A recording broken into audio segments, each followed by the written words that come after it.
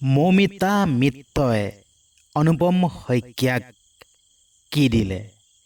এনে এটা বস্তু দিলে আৰু সেই দিয়াৰ বাবে অনুপম শইকীয়াই নিজৰ ষ্টুডিঅ'ত মতাই আনি গীত পৰিৱেশন কৰিব দিলে। আপোনালোকে এই ভিডিঅ'টোত জানিবলৈ পাব সুন্দৰী কণ্ঠশিল্পী মৌমিতা মিত্ৰই অনুপম শইকীয়াক এনে এটা বস্তু দিলে আৰু সেই বস্তুটো কি, আৰু সেই বস্তুটো দিয়াৰ বাবে কণ্ঠশিল্পী অনুপম শইকীয়াই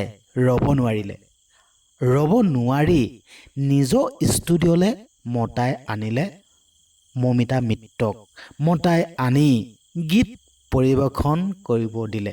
হয়, অনুপম শইকীয়াইও মৌমিতা মিত্ৰৰ পৰা ল'লে আৰু মৌমিতা মিত্ৰই কি দিলে, অনুপম শইকীয়াই মৌমিতা মিত্ৰৰ পৰা কি ল'লে, এই ভিডিঅ'টো জানিবলৈ পাব। প্ৰথম পৰা শেষলৈকে চাই থাকক, আৰু প্ৰথম পৰা যদি শেষলৈকে নাচায় আপোনালোকে গমেই নাপাব মৌমিতা মিত্ৰই, সুন্দৰী মৌমিতা মিত্ৰই অনুপম শইকীয়াক কি দিলে, গম নাপাব। আপোনালোকে প্ৰথম পৰা শেষলৈকে চাব লাগিব, তেতিয়াহে গম পাব। আৰু অনুপম শইকীয়াইও লৈ লৈছে, সেই বস্তুটো কি হয়নো চাই থাকক।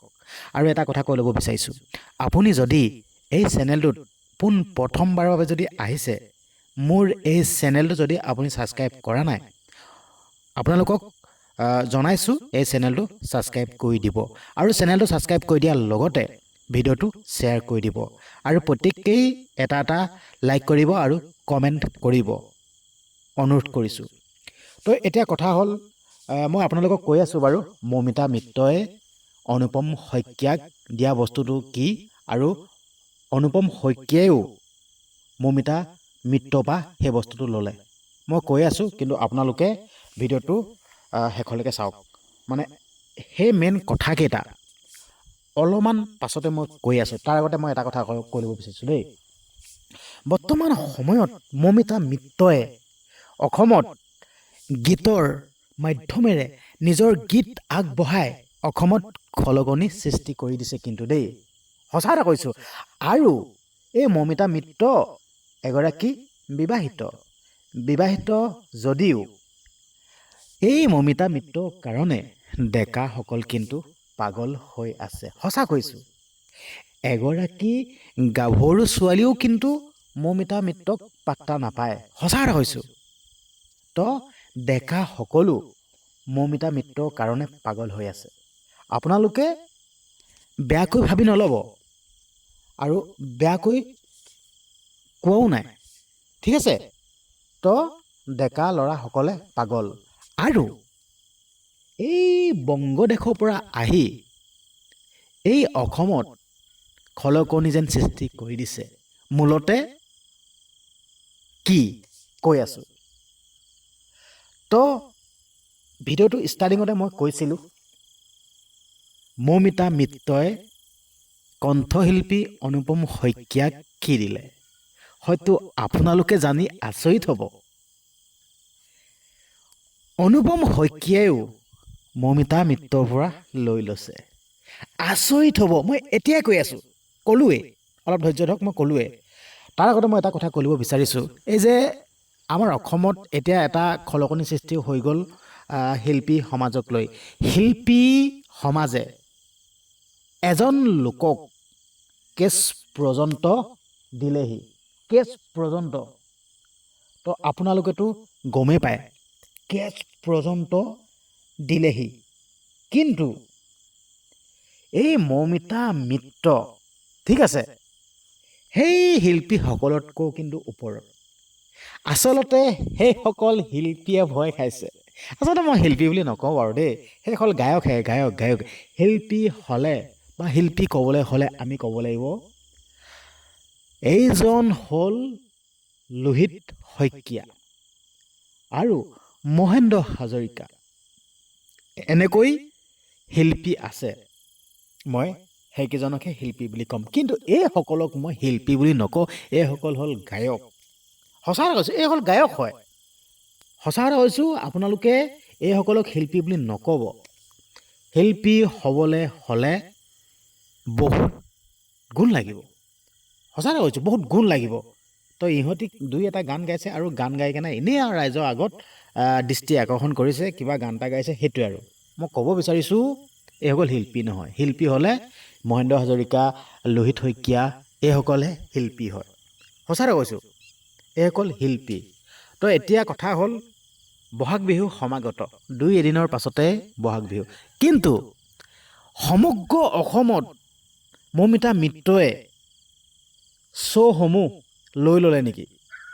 সঁচা কথা কৈছে, লৈ ল'লে নেকি? অকল মৌমিতা মিত্ৰ, একদম মৌমিতা মিত্ৰ কথাই চৰ্চা। আৰু কোনো লোকে ভয় খাইছে মৌমিতা মিত্ৰই মাৰ্কেট খতম কৰি দিব, মাৰ্কেট গোটেই দখল কৰি ল'লে, তো ভয় খাইছে। আচলতে ভয় খাবলগীয়াও বাৰু, সিহঁতি কিন্তু গায়কহে, কিন্তু সিহঁতি আকৌ শিল্পী নহয়তো। আচলতে মই সঁচা কথা ক'ব বিচাৰিছোঁ দেই, মৌমিতা মিত্ৰই যোনটো ষ্টাইলত গীত গায়, কোনো এগৰাকী কণ্ঠশিল্পীয়ে কিন্তু গাব নোৱাৰে দেই। জুবিন গাৰ্গেও মৌমিতা মিত্ৰৰ কথা কৈ দিছে। জুবিন গাৰ্গে কৈ দিছে যেন মোৰ গান মাইকী মানুহে খুব কমেই গায়। সঁচা কথা কৈছোঁ, জুবিন দায়ে নিজে কৈ দিছে যেন মোৰ গান মাইকী মানুহে খুব কমেই গায়, কিন্তু মৌমিতা মিত্ৰই গাই দিছে। এইটো আচৰিত কথা, সঁচাকৈ জুবিন দাৰ গান কিন্তু এনেকুৱা খাতৰা, চবেই গাব নোৱাৰে। কিন্তু মৌমিতা মিত্ৰই জুবিন দাৰ গান একদম পূৰা খাতৰাকৈ গাই দিছে, এইটো একদম পূৰা মানিবলগীয়া। তো মই এতিয়া মেইন কথালৈ যাওঁ। এই যে ষ্টাৰ্টিঙতে মই আপোনালোকক কৈছিলোঁ যেন মৌমিতা মিত্ৰই অনুপম শইকীয়াক কি দিলে। আচলতে মৌমিতা মিত্ৰই অনুপম শইকীয়াক কণ্ঠস্বৰ দিছে, সুন্দৰকৈ গীত পৰিৱেশন কৰি দিছে। আৰু অনুপম শইকীয়ায়ো সেই কণ্ঠস্বৰ লৈছে, সেই সুন্দৰ গীত গাই দিয়া সেই সুন্দৰ গীতসমূহ লৈছে। আৰু সেইকাৰণে অনুপম শইকীয়াই নিজৰ ষ্টুডিঅ'লৈ মাতি অনাইছে আৰু মাতি অনাই গীত পৰিৱেশন কৰাইছে। সঁচা কথা কৈছোঁ, মৌমিতা মিত্ৰই সেই কণ্ঠস্বৰ দিব পাৰিছে অনুপম শইকীয়াক, আৰু অনুপম শইকীয়াই সেইকাৰণে মৌমিতা মিত্ৰৰ পৰা সেই কণ্ঠস্বৰ ল'লে। সঁচা কথা কৈছোঁ, ইমান সুন্দৰকৈ গীত গাই কিয় ল'বই। ইমান সুন্দৰকৈ গীত গাই মৌমিতা মিত্ৰই অনুপম শইকীয়াই কণ্ঠস্বৰ ল'বই, আৰু মৌমিতা মিত্ৰৰ পৰা কণ্ঠস্বৰ লৈ গীত গোৱাইছে।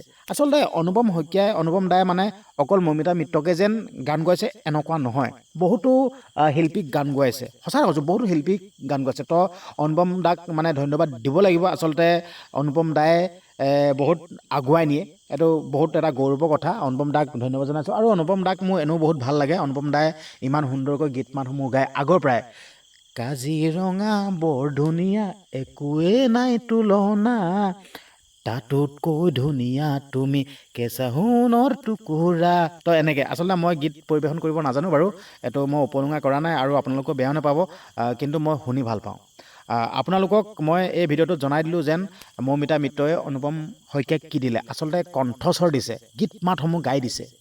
আৰু অনুপম শইকীয়ায়ো মৌমিতা মিত্ৰৰ পৰা সেই কণ্ঠস্বৰ ল'লে, গীত মাতসমূহ গোৱাই ল'লে। হয়তো আপোনালোকে প্ৰথম ষ্টাৰ্টিঙতে বেলেগ কিবাও ভাবি থ'ব পাৰে, কিন্তু আপোনালোকে সেইটো ভুল নুবুজিব, বেয়া দৃষ্টিৰে নাচাব। আচলতে মই পজিটিভলি ভিডিঅ'টো বনাইছোঁ, সেইকাৰণে মই আপোনালোকক অনুৰোধ কৰিব বিচাৰিছোঁ, কিবা ভিডিঅ' এটা চালে প্ৰথমবাৰ শেষলৈকে চাব লাগে। প্ৰথমবাৰ শেষলৈকে চালেহে মূল পইণ্টটো জানে। ঠিক আছে, হ'ব দিয়ক। ভিডিঅ'টো আজি ইমানখিনি আছিল, আৰু ভিডিঅ'টো ইমান পৰে চোৱাৰ বাবে আপোনালোকক সকলোকে ধন্যবাদ জনাইছোঁ। আৰু ভিডিঅ'টোত এটা লাইক কৰি দিব আৰু কমেণ্ট এটা কৰি দিব, আৰু চেনেলটোত যদি প্ৰথমবাৰৰ বাবে যদি আহিছে, চেনেলটো যদি ছাবস্ক্ৰাইব কৰা নাই, চেনেলটো ছাবস্ক্ৰাইব কৰি দিব। ধন্যবাদ।